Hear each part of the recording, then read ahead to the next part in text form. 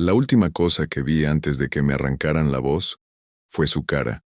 Una cara cosida con hilo negro, grueso, del tipo que usan para cerrar sacos de arpillera, atravesando la piel como si la carne fuera tela vieja.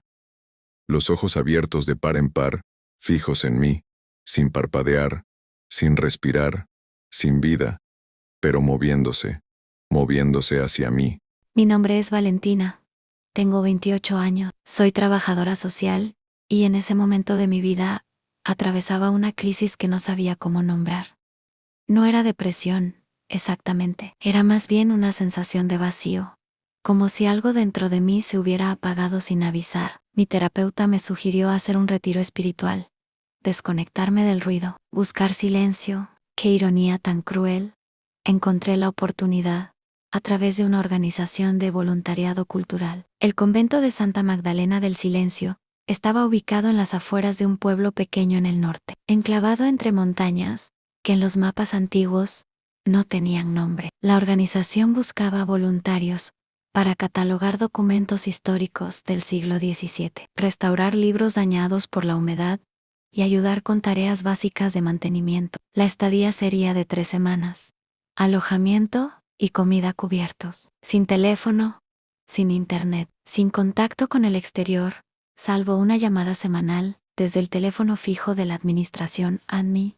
Pareció perfecto. Debí haberme fijado más en la cara de la mujer de la organización cuando firmé los papeles, en cómo sus dedos se detuvieron un segundo sobre mi firma, en cómo me miró, no a los ojos, sino ligeramente por encima de mi cabeza, como si estuviera viendo algo que yo no podía ver. En ese momento lo interpreté como distracción, como consantío. Hoy sé que era otra cosa. Era reconocimiento. En el viaje hasta el convento duró casi 6 horas. Las últimas 2 en un camino de tierra que serpenteaba entre pinos tan altos y tan juntos que la luz del sol apenas llegaba al suelo. El taxista, un hombre de unos 60 años con las manos manchadas de grasa y una medallita de la Virgen colgada del espejo, no habló en todo el trayecto. Cuando llegamos a la verja de hierro forjado del convento, se detuvo, puso el freno de mano y se quedó mirando al frente. ¿No va a entrar?, le pregunté. Hasta aquí llego yo, señorita.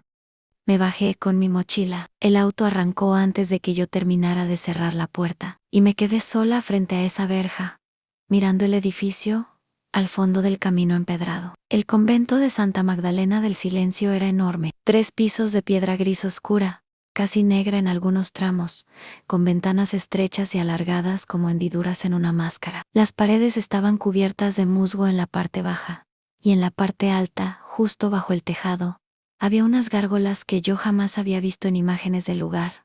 No eran ángeles, no eran demonios con cuernos, eran figuras humanas, mujeres, con los brazos extendidos hacia abajo y las cabezas inclinadas, como si estuvieran mirando todo lo que pasaba en el patio interior. La verja estaba abierta en mí.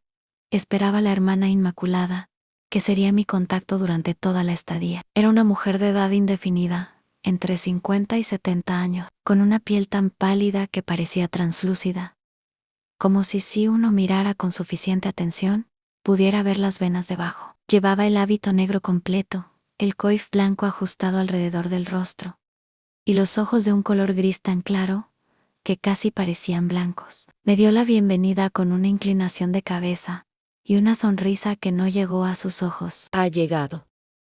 No como saludo, más bien como constatación, como quien marca una casilla en una lista AMI, yo al interior, sin mucho preámbulo. El vestíbulo olía a piedra húmeda, a serra di vela, y a algo más que tardé varios segundos en identificar. Algo como tierra mojada después de la lluvia, pero con un trasfondo dulce y ligeramente podrido. Como flores que llevan demasiado tiempo en el jarrón. En los pasillos, eran largos y apenas iluminados. Faroles de aceite en las paredes, no electricidad. Me explicaron que la instalación eléctrica del convento era parcial.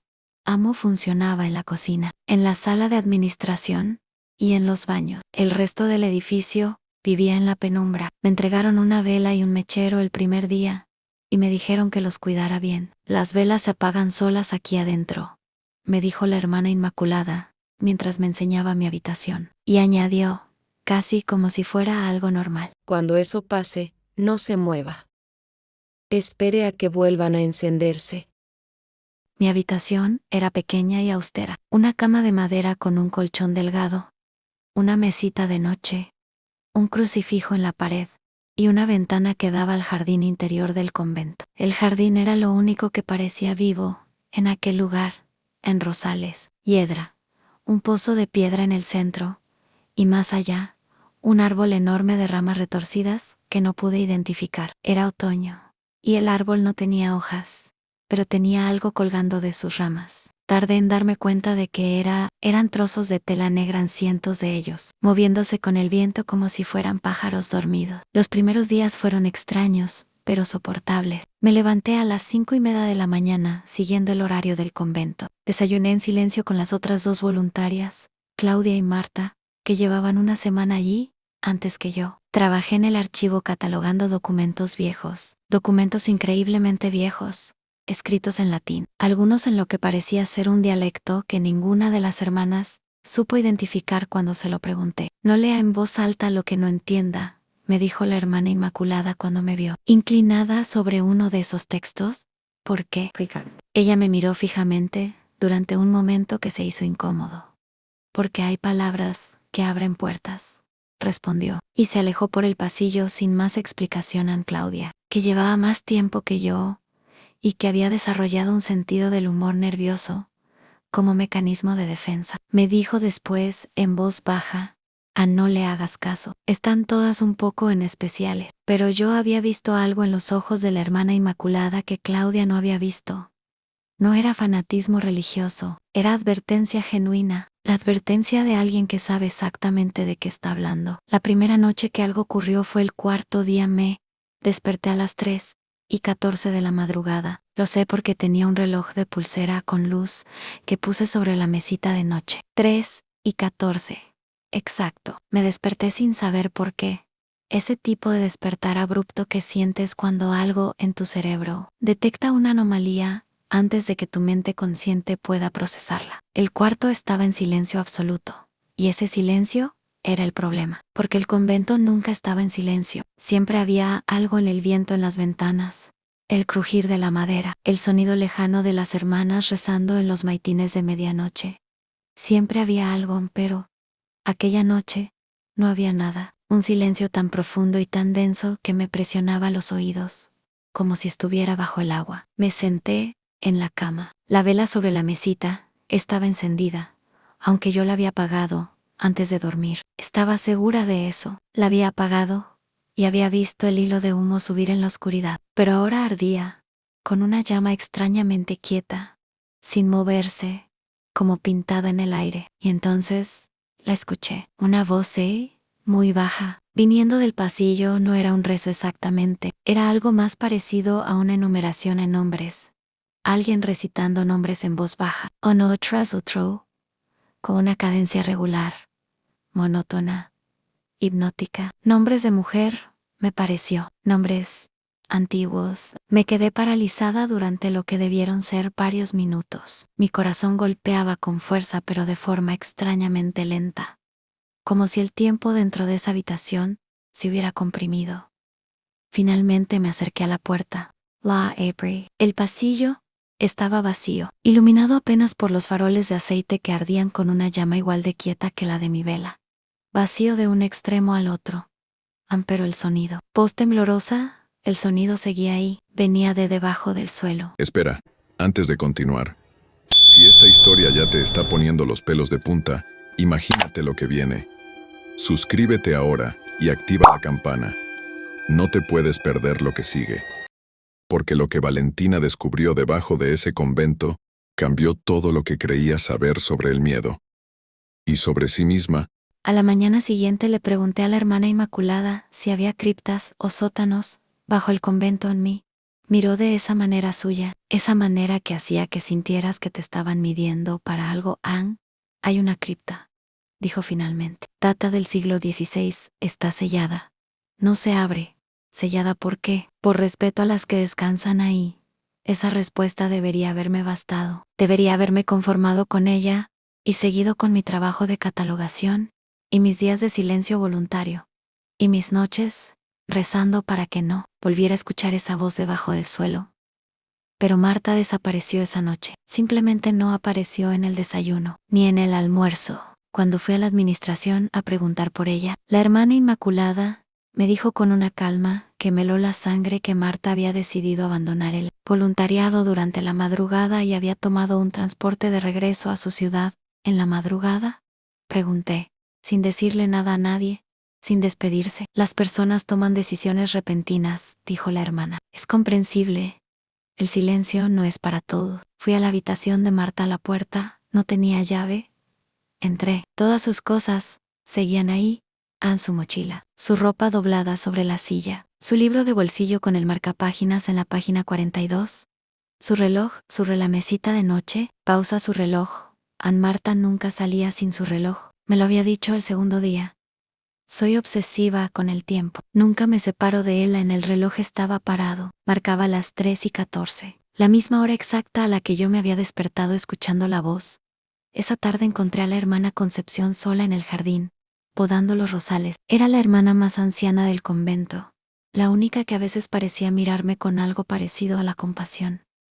Me acerqué a ella y le pregunté directamente. Le pregunté sobre la cripta, sobre los sonidos nocturnos. Sabra Marta. La anciana siguió podando durante un momento. Luego se detuvo, bajó las tijeras, y sin mirarme, en voz muy baja, me dijo: hay 16 hermanas en este convento, pero solo 9 respiran. Me quedé helada. ¿Qué significa eso? Ella me miró entonces, y en sus ojos viejos y cansados, vi algo que jamás olvidaré: a lucidez absoluta y terror absoluto, conviviendo en el mismo espacio. Significa que debería irse esta noche, susurró, y no mirar atrás. Antes de que pudiera responder, la hermana Inmaculada apareció en el umbral del jardín. Miró a la hermana Concepción con una expresión que no era enojo. Era peor que el enojo. Era algo frío y calculador, y absolutamente desprovisto de humanidad. La anciana bajó la cabeza, y no volvió a decir ni una sola palabra. Esa noche decidí que me iría al día siguiente. Prepararía mis cosas durante la noche, esperaría la primera luz del día, y caminaría hasta el pueblo, si hacía falta. Pero a las 3:14 de la madrugada me desperté de nuevo. Esta vez la vela no estaba encendida. Esta vez el cuarto estaba completamente a oscuras, y esta vez el sonido no venía de debajo del suelo, venía de dentro de mi habitación. Alguien estaba respirando en la oscuridad, a menos de 1 metro de mí. Una respiración lenta, profunda, deliberada, como alguien que lleva mucho tiempo aprendiendo a imitar el acto de respirar, pero que todavía no lo domina del todo. Con un ritmo ligeramente incorrecto, con un intervalo demasiado largo entre la inhalación y la exhalación, como si los pulmones fueran demasiado grandes, o demasiado viejos, o estuvieran llenos de algo que no era aire. No me moví. Recordé las palabras de la hermana Inmaculada: cuando la vela se apague, no se muevan, esperen.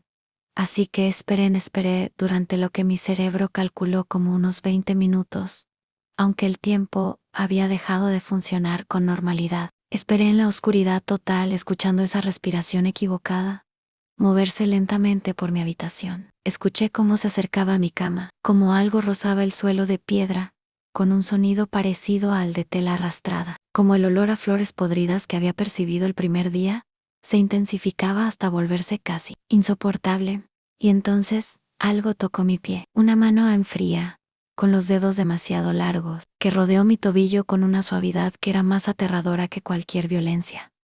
Y se quedó ahí, quieta, sosteniéndome, y una voz, directamente junto a mi oído, tan cerca que sentí el frío de su aliento, susurró mi nombre. La vela se encendió sola.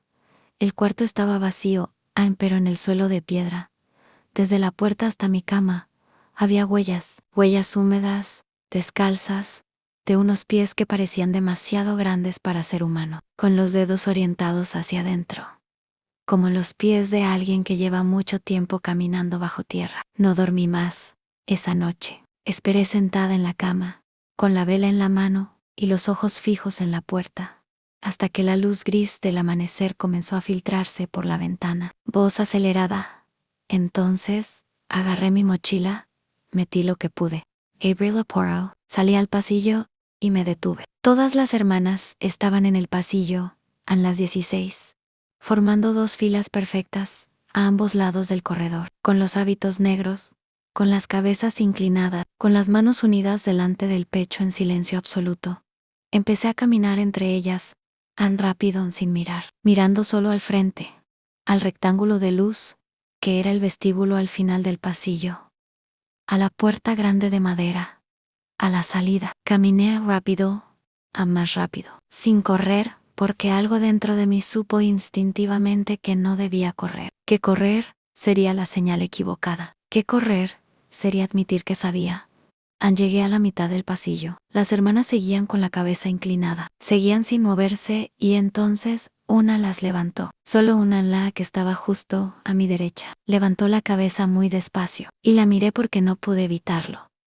Porque el movimiento en mi campo visual fue demasiado y mi cerebro reaccionó. Antes de que mi voluntad pudiera impedírselo, su cara estaba cosida, con hilo negro grueso, atravesando los labios, cerrando la boca, atravesando los párpados del ojo derecho, cerrándolo, pero el ojo izquierdo estaba abierto, completamente abierto, sin parpadear, fijo en mí, y sonrió, con los labios cosidos, con la piel tirando en los puntos de sutura. Sonrió de una manera que no debería ser anatómicamente posible y que produce en mi cerebro, cada vez que lo recuerdo, una descarga de terror tan pura que me corta la respiración. Corrí, aunque sabía que no debía. Corrí hasta el vestíbulo.